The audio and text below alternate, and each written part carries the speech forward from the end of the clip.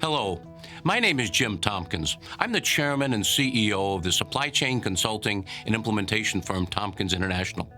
It has been 12 months since I released the video here on YouTube, The Titans, Alibaba, Amazon, and Walmart. Time for you to respond. These 12 months have been unbelievable from a professional, organizational, and technological perspective. In fact, 12 months ago, we could not even be having this discussion that we need to have today. Digital disruptions are really a big deal, and these disruptions are demanding that we in supply chain respond. The rate of digital disruptions was not anticipated, is not broadly understood, but will nevertheless require you to stage a supply chain revolution. So why are these digital disruptions such a big deal? These digital disruptions are such a big deal because at no time in history does the pace of disruption been quicker than today, nor has the magnitude of these disruptions been greater than today.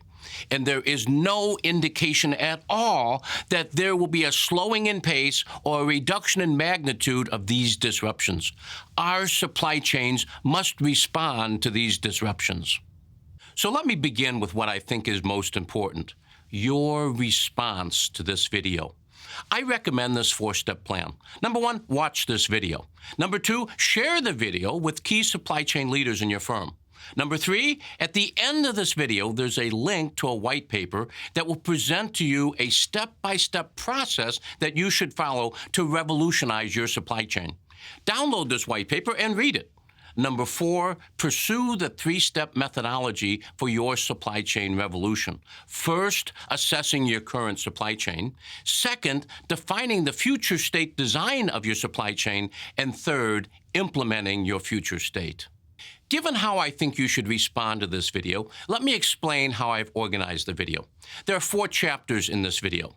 Chapter 1 is an explanation of the 2 key words in the title of the video, disruptions and revolutions. Chapter 2 describes the digital disruptions that are occurring today. Chapter 3 presents the impacts of digital disruptions on supply chain organizations. And the 4th and final chapter is a description of the 3-step methodology to design and implement your supply chain revolution that responds to these ongoing digital disruptions. Okay, on to Chapter 1. What do I mean by disruptions and revolutions? Maybe the best way to provide my view of these 2 words and their relationships is by presenting what I call the circle of life for companies. Let us begin with a successful company that is not experiencing any disruptions. As they move forward, they have 2 choices.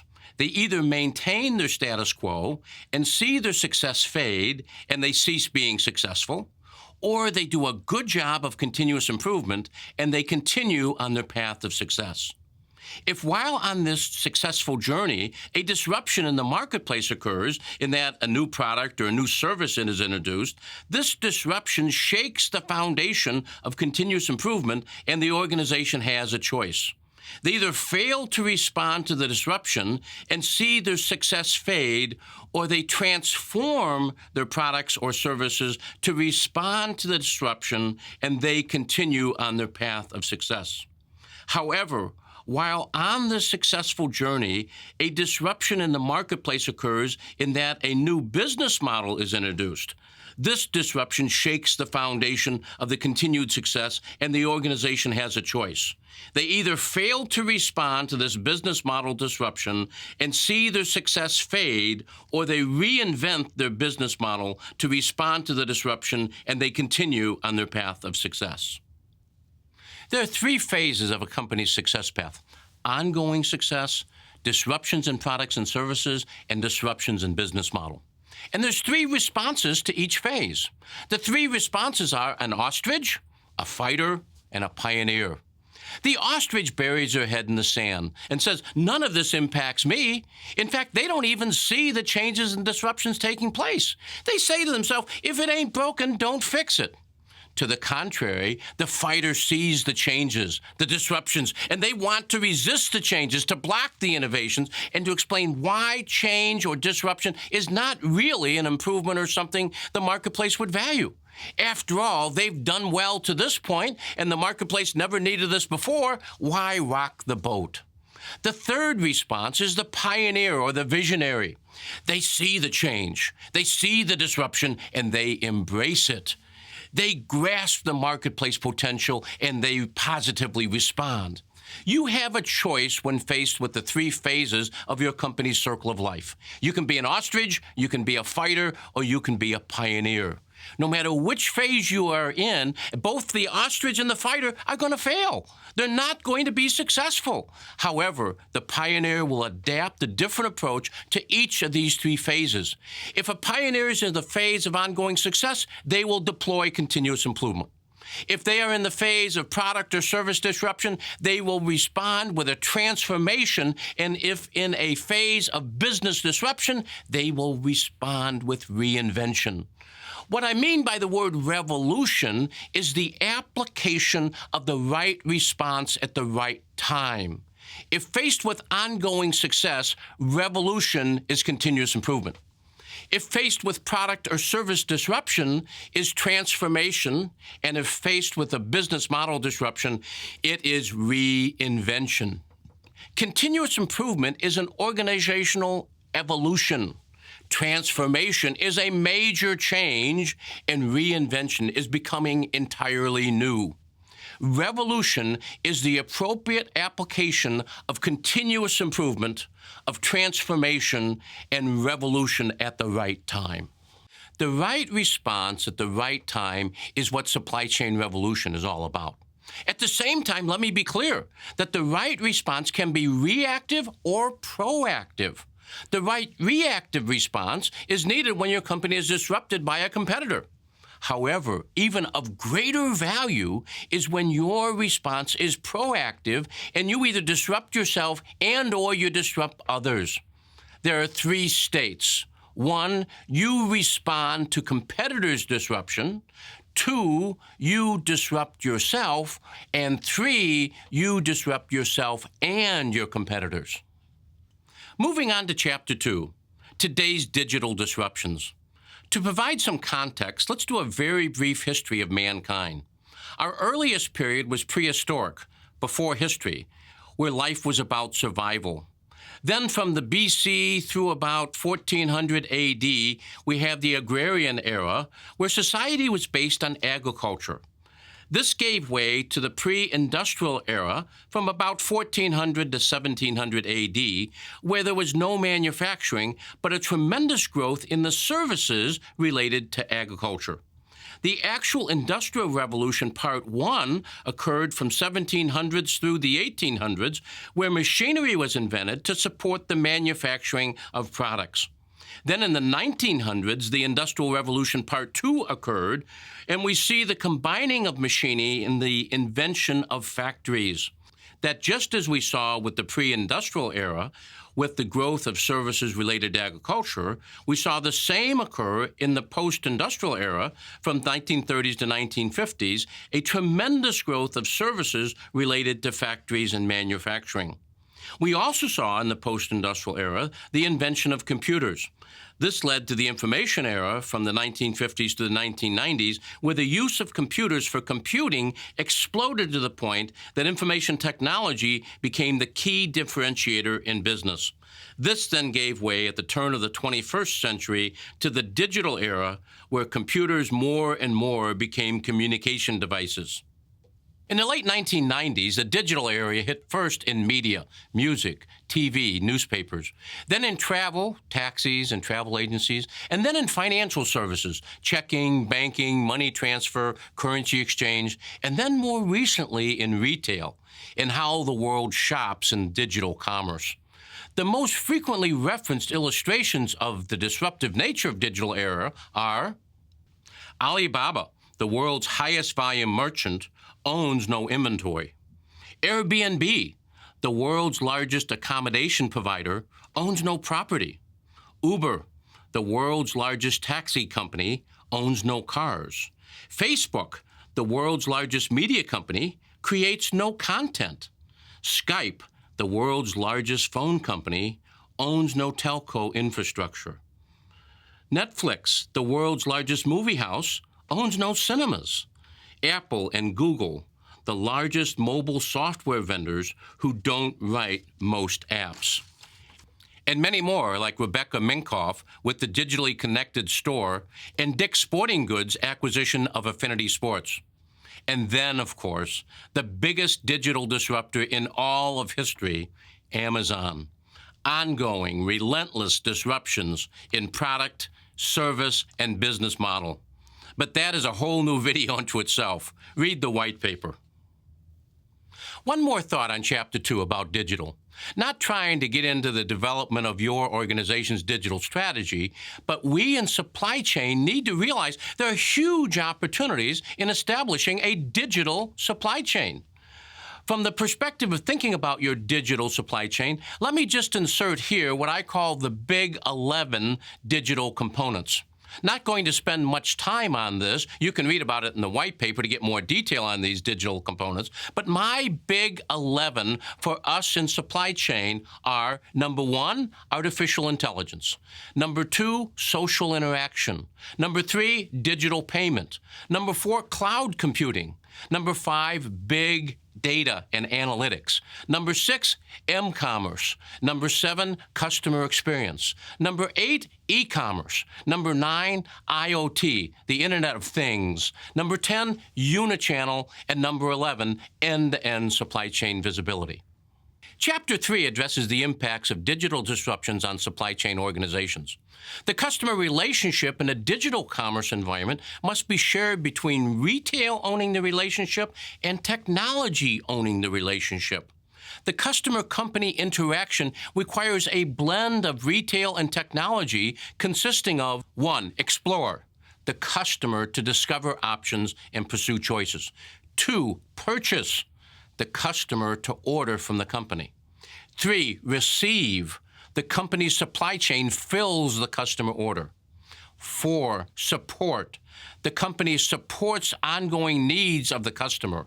5, community, the company cultivates customer loyalty and enthusiasm.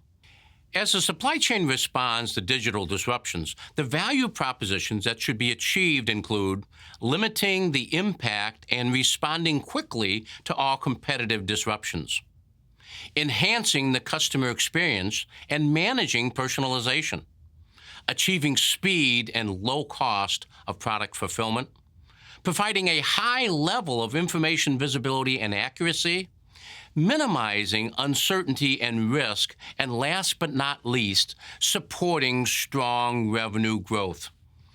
To accomplish these supply chain value propositions, supply chain organizations must have a digitally friendly leader, attract and grow and retain digitally focused talent, have a culture of creativity, innovation, risk-taking, agility, being data-driven, and being collaborative.